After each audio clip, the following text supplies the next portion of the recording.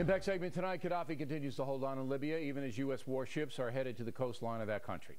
One liberal commentator even says American troops should go in.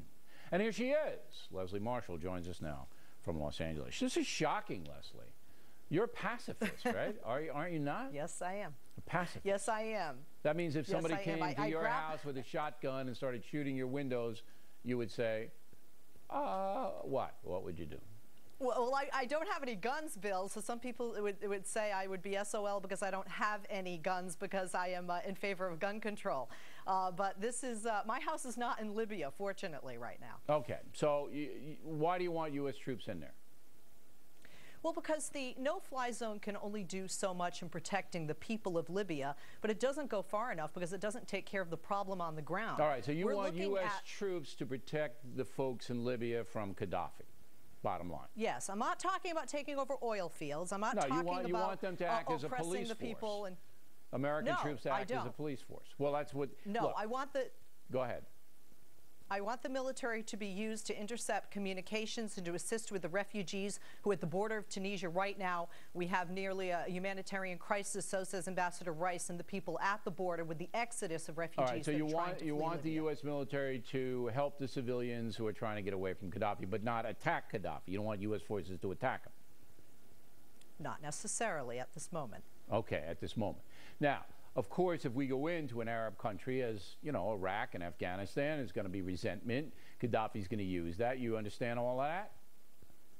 Yeah, but Gaddafi is a very different situation, and so is Libya, than Iraq and Afghanistan. Iraq and Afghanistan are very different from each other. We're not going in to try and find bin Laden or al-Qaeda or take over the oil fields or become oppressors, as some people see us in other countries, and occupiers. That's ridiculous. We're going in to free people. But, I mean, to say we're oppressors in Afghanistan when you threw out one of the worst governments in the history of mankind, the Taliban, who brutalized everybody, is insane. So I don't think you're going to get reason here. But you don't want U.S. troops in Afghanistan, correct? You want them out. I feel it's time for us to leave Afghanistan, and we certainly need to leave Iraq. This is inconsistent to me.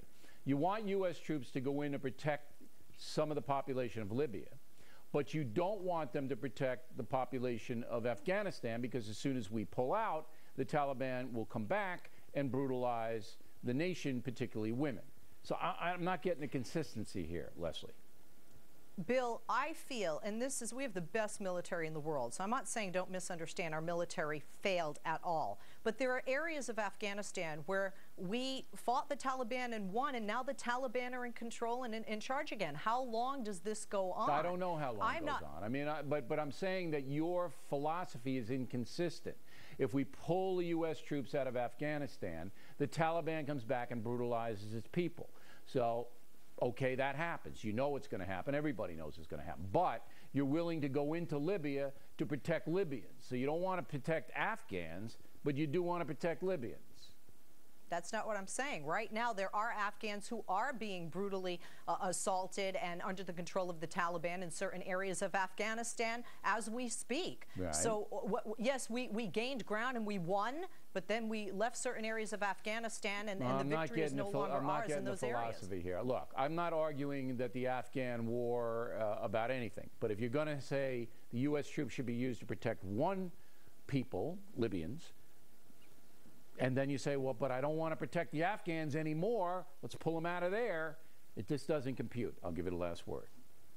Okay, but I'm not saying that. What I'm saying is taking place in Libya when you're shooting people from ambulances and removing people from hospitals to hide the number of the death toll, you're looking at genocide. And I say that we have in the past reacted too slowly to genocide, whether it's the Holocaust, whether it's Rwanda, whether it's Darfur, whether it's Bosnia, and that wasn't the situation in Afghanistan or Iraq. We had terrorism, terrorist cells, oil to contend with there. I know there's oil in Libya, but we do not need to look at oil or terrorists. I'll submit that the brutality of the Taliban and the brutality of Saddam Hussein is on a par with the brutality of Gaddafi. Interesting debate, Leslie. Thank you. Plenty more ahead as the factor moves along this evening.